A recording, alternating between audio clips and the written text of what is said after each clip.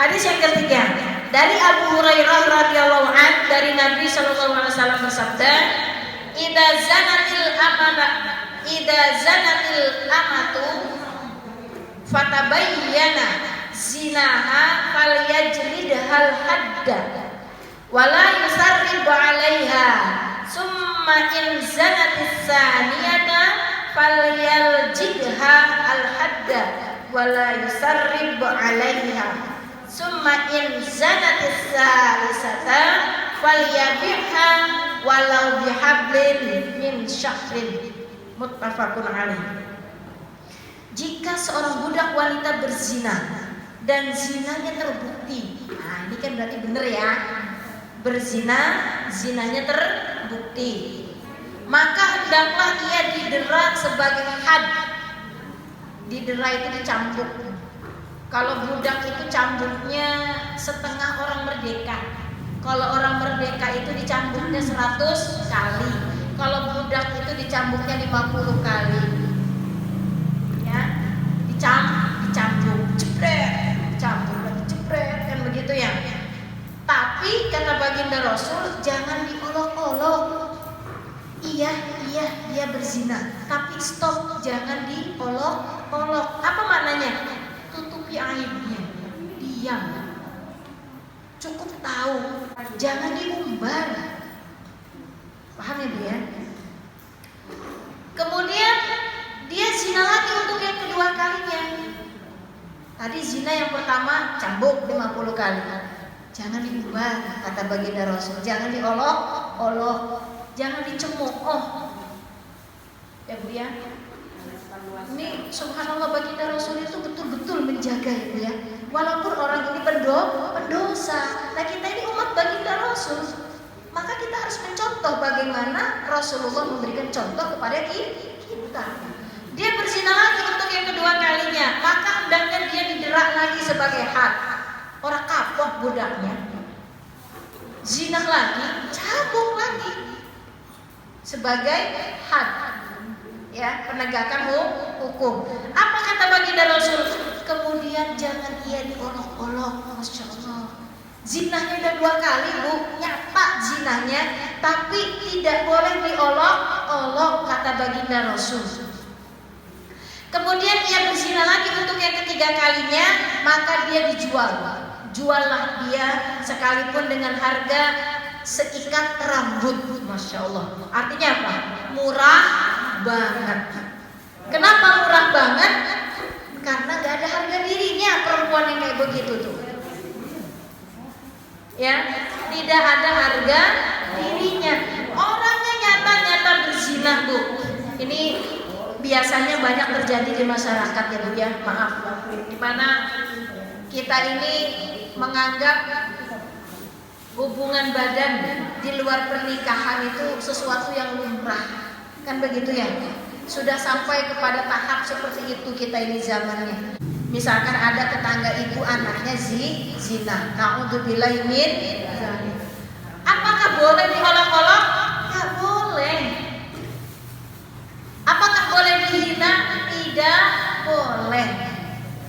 Hadis ini memberikan pelajaran kepada kita tentang bagaimana kita harus bersikap. Tidak boleh Bu diolok-olok, walaupun benar dia adalah zina posisinya. Bukan berarti saya membela orang zina, tidak. Zina itu dosanya sangat besar. Tetapi sikap kita, ini kaitannya dengan sikap kita. Kalau misalkan di masyarakat ada yang berzina, jangan diumbar. Stop. Kenapa?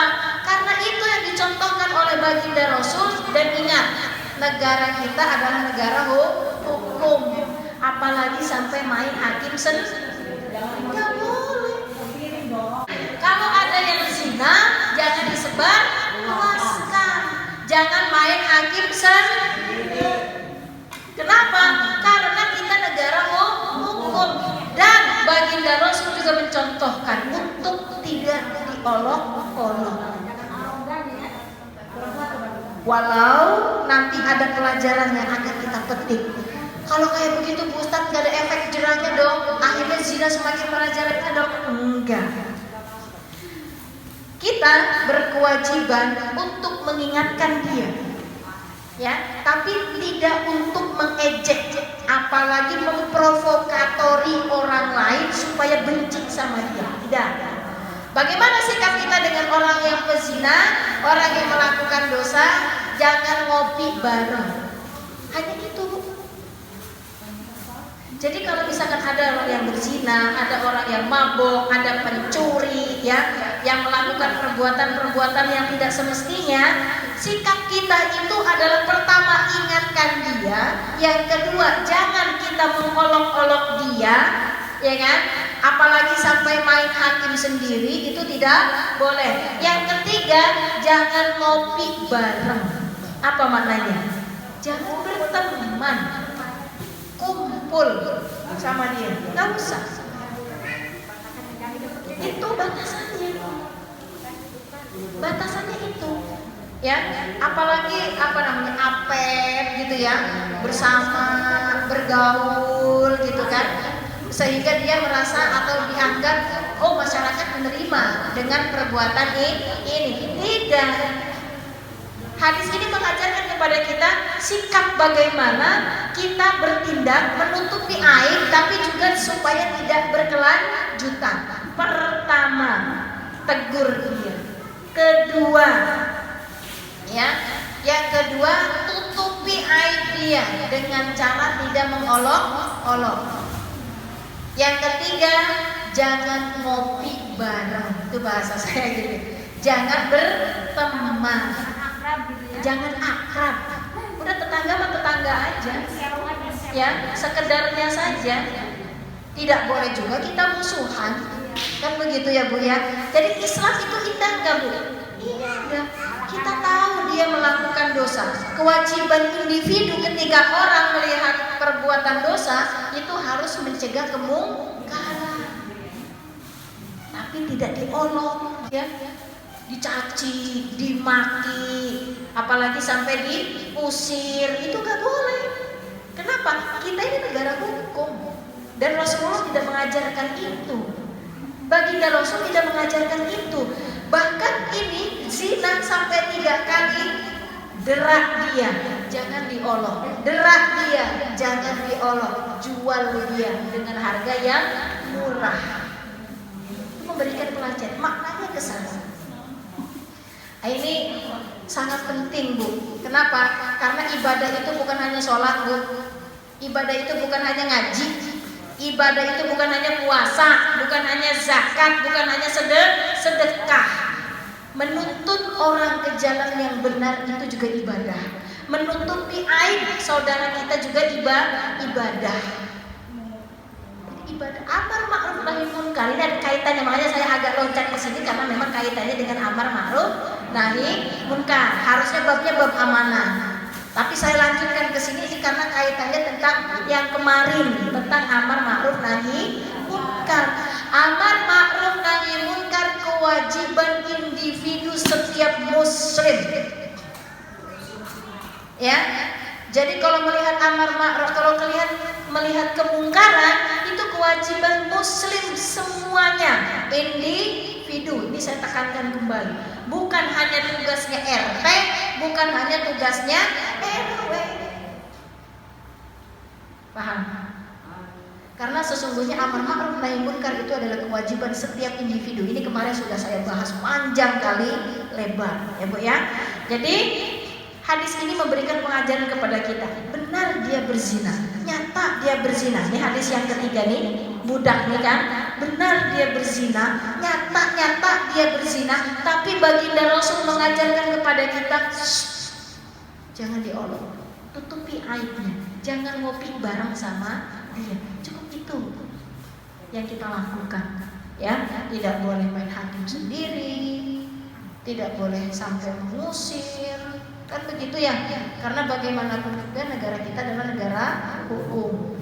Nah, bagaimana supaya tentram adem, ikutin baginda Rasul. Masya Allah. Hadis terakhir Bu, dari Abu Hurairah radhiyallahu anhu, dia berkata, utiyan Nabi sallallahu alaihi wasallam bi rajulin qad syariba khamran qala idribuhu faqala Abu Hurairah, faminna ad-daribu biyadihi wad-daribu binaqlihi wad-daribu bithawbihi falamma sarafa qala ba'dul qaum ahzakallah qala la taqulu hakadha la tu'inu alaihi syaitan, rawahul Bukhari. Dari Nabi didatangi para sahabatnya dengan membawa seorang laki-laki yang meminum arak. Jadi Nabi didatangkan ya laki-laki yang peminum khamr, mabok maksudnya. Ya Rasulullah, ini orang ini mabok. Apa kata baginda Rasul? Pukul dia. Suruh dipukul. Kayak tadi zina, cambuk dia. Sama kan? Tapi jangan diolok-olok. Ini pukul dia. Kemudian Abu Hurairah berkata, di antara kami ada yang memukul dengan tangan, ada yang memukul dengan terompah. Apa terompah itu, Bu? Nah, bahkan ada yang memukul dengan pakaiannya. Karena baginda Rasul suruh mukul. Kenapa, Bu? Karena kecanduan itu obatnya itu dipukul memang. Ibu pernah ngeliat video nggak orang yang kecanduan rokok? Pijitin punggungnya, terus lehernya pijitin lagi. Ini cara obatin kecanduan. Nanti suruh ngerokok lagi, gimana rasanya? Hambar. Sama. Kenapa sih, Bu? Orang yang zina dicambuk, ya. Orang yang mabok sama kan dipukulin. Itu sebenarnya untuk menghilangkan rasa kecanduan tadi. Enggak ada hukum yang paling bagus kecuali hukum Allah. Mau ngomong apa kita? Enggak ada. Hukum Allah itu udah hukum yang paling bagus. Yang benarnya itu sudah absolut. Kalau benar menurut kita itu abstrak sifatnya, ya. Bagus menurut saya belum tentu bagus menurut ibu. Ada yang mukul pakai baju, ada yang mukul pakai tangan, ada yang mukul pakai terompah, ya. Setelah orang itu pergi, setelah si pemabok ini pergi dipukulin tuh, ya. Kemudian di antara kaum itu ada yang berkata, semoga engkau dihinakan oleh Allah. Sumpah serapah. Maknanya sumpah serapah. Kemudian Rasulullah bersabda, jangan berkata demikian. Jangan kalian memberikan pertolongan kepada setan untuk menggodanya. Masya Allah. Orang nyata-nyata berzina suruh dicambuk, jangan diolok-olok. Orang nyata-nyata mabuk dipukul tapi tidak boleh disumpah serapah. Maknanya apa? Hukum tetap ditegakkan, tetapi kewajiban kita untuk tidak menyebarluaskan, apalagi sampai sumpah serapah. Itu mana? Jadi ibu-ibu yang saya cintai karena Allah, hadis ini, bab ini memberikan pelajaran kepada kita. Pertama, tutupi aib kita, aib keluarga kita, aib orang lain yang kita tahu kejelekannya. Kenapa? Karena Allah akan tutupi aib kita. Kalau kita tidak mau menutupi aib, berarti kita ingin aibnya dibuka sama Allah Subhanahu wa Ta'ala. Yang kedua, yang pertama, tutupi aib. Jangan pernah menyebar luaskan aib, baik aib kita, keluarga kita ataupun orang lain. Pelajaran yang kedua, jangan jadi orang yang mujahirin. Pelajarannya, jangan jadi orang yang mujahirin, bangga terhadap kesalahan yang kita lakukan. Padahal Allah sudah tutupi aib kita. Jangan pernah buka aib itu dengan diri kita sendiri, dengan mulut kita sendiri. Yang ketiga, jangan ngopi bareng sama orang-orang pelaku dosa. Ya, jangan pelaku dosa itu gak usah ngopi bareng. Begitu ya, ibu-ibu ya. Ini Masya Allah penting sekali kita bahas, kita kaji, karena ini menjadi keseharian kita. Dan ini menjadi hobinya para wanita, termasuk saya adalah perempuan, wanita, yang mana perempuan itu sangat sulit sekali, apalagi kalau sudah berkumpul ketemu komunitas. Komunitasnya komunitas gibah, Masya Allah.